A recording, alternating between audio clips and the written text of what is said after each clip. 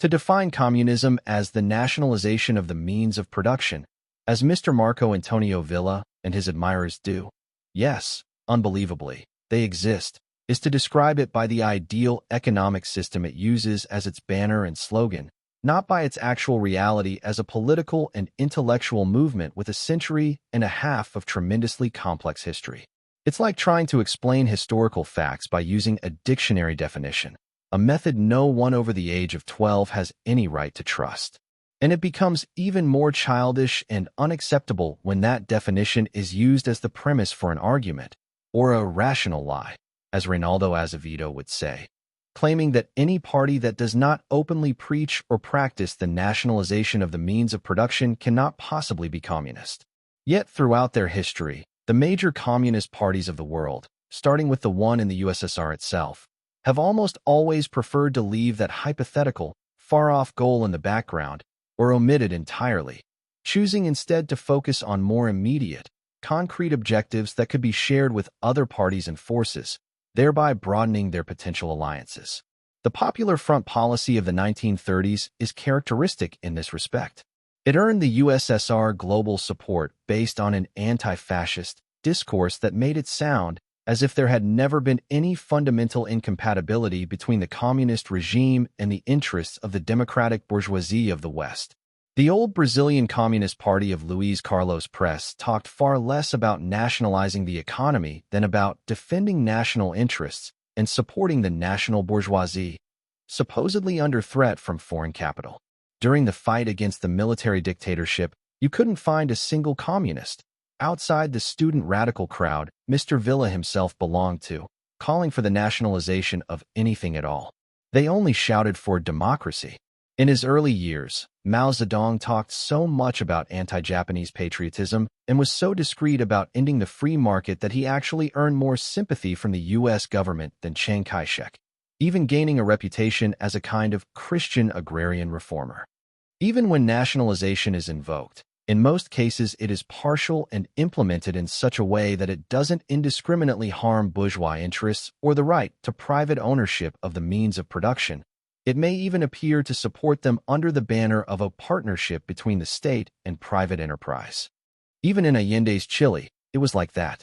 Despite all its mutations and ambiguities, communism is an organized global movement, always allowing for a variety of local sub-strategies, which often resemble dictionary communism about as much as the Vatican's diplomatic intrigues resemble salvation of the soul. The famous international communist solidarity consists precisely of a well-structured division of labor, ensuring that the actions of local communist parties contribute to the global success of the movement by the most diverse, and sometimes even seemingly incompatible, means.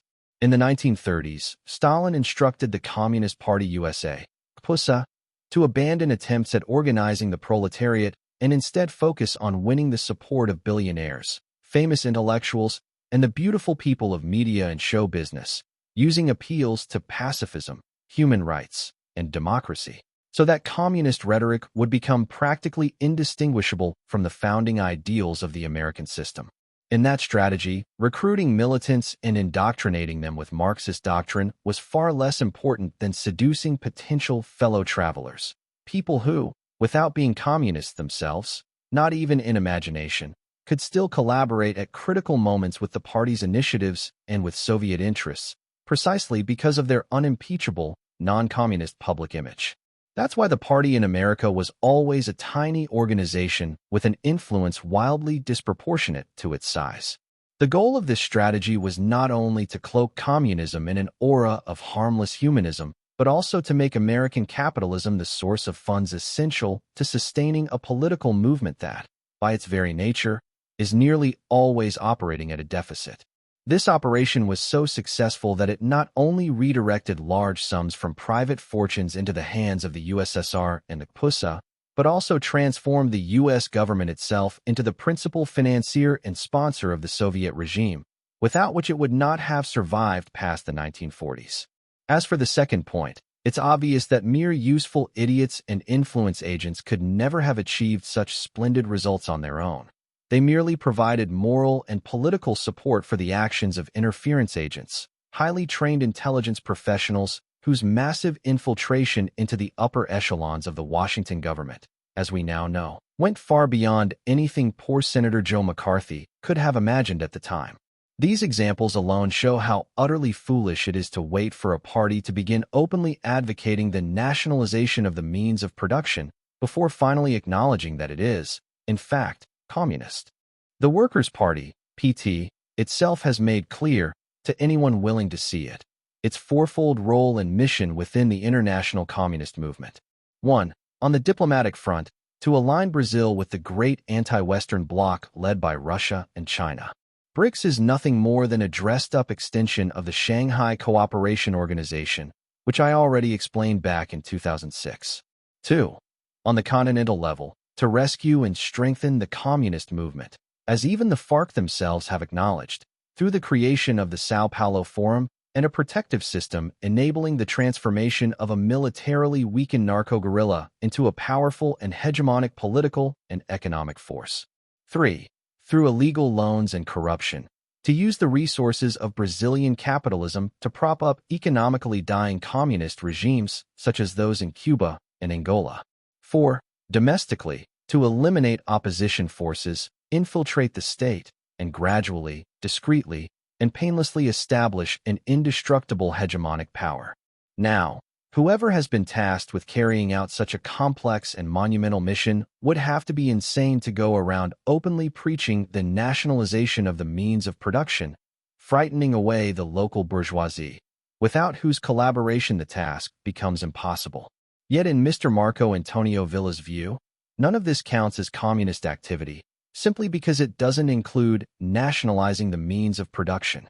The contrast between the complexity of the communist phenomenon and the intellectual narrowness of an author who cobbles together books from newspaper clippings is already pathetic in itself.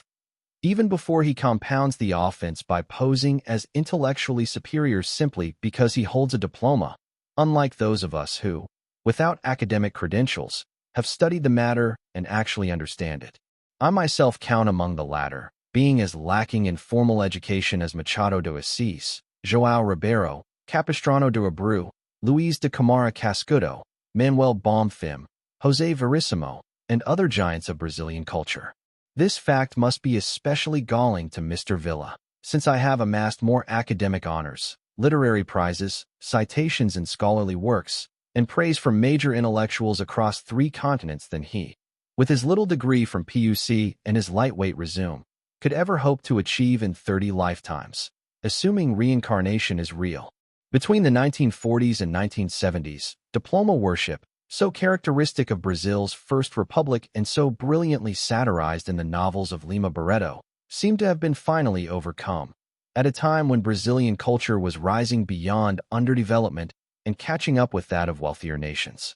But a quarter-century of Brazil's new republic, and especially 12 years of PT in power, brought it all back with full force, a kind of ritual compensation. Sensing, however vaguely, that true high culture had been ground to dust, people began to cling superstitiously to its conventional symbols, like a grieving widower sleeping with a lock of his late wife's hair, hoping to summon her back. It is no coincidence that among the high priests of this decrepit cult are precisely those who, just moments earlier, were asking, "What's a diploma even good for?" Trying to convince the nation that democratic faith required nothing less than electing a semi-illiterate man as president of the republic. Now that the party controls the universities, it becomes essential for them to monopolize cultural production, marginalizing and ridiculing all independent thought or creative expression. If Mr. Villa eagerly contributes to this effort, there's nothing surprising in that. He also works diligently to shield the activities of the Sao Paulo Forum, reducing all anti-PT resistance to a harmless fight against corruption, conveniently sanitized of the mortal sin of anti-communism. In any case, in a country where 50% of university graduates are confirmed functional illiterates, anyone who flashes a diploma as proof of competence, let alone superiority, ought to think twice.